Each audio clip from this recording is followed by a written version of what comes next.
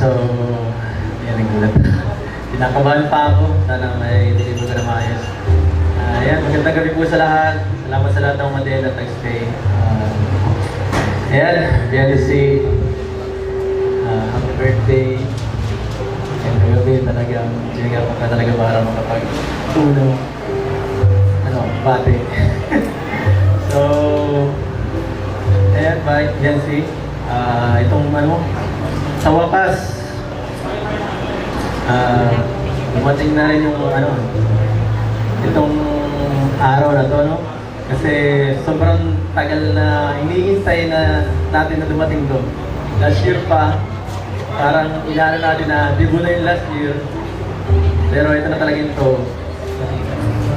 Kung nasa tamang edad ka na, yung yan, dalaga ka na.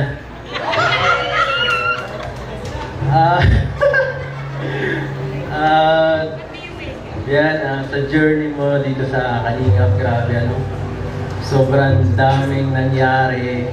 May maganda, may mga pangit na times, pero yan, buti, masaya pa rin ako dahil yung sa times na yun, naging part ako ng buhay mo. Pero din ako sa akin. Ayan, sa loob ng 2 taon ay escort mo ulit ako. Binigyan rin sa akin. And ang message ko sa'yo ay sana maging maging mas mabuting dalaga. Siyempre, mas grateful sa lahat ng bagay na dumarating sa'yo. Siya nga pala, si JJ. Siya nga pala, may tayo. Kahapon, di ba, tinatanong mo kung ano regalo ko.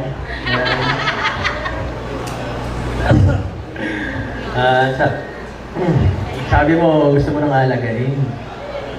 Ako ba yun? Ako na lang.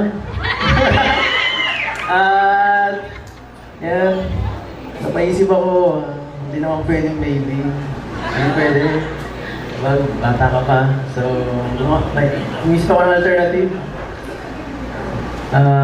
Nasa si JJ. Yan guys, may baby boy na tayo. Gender reveal, it's a boy.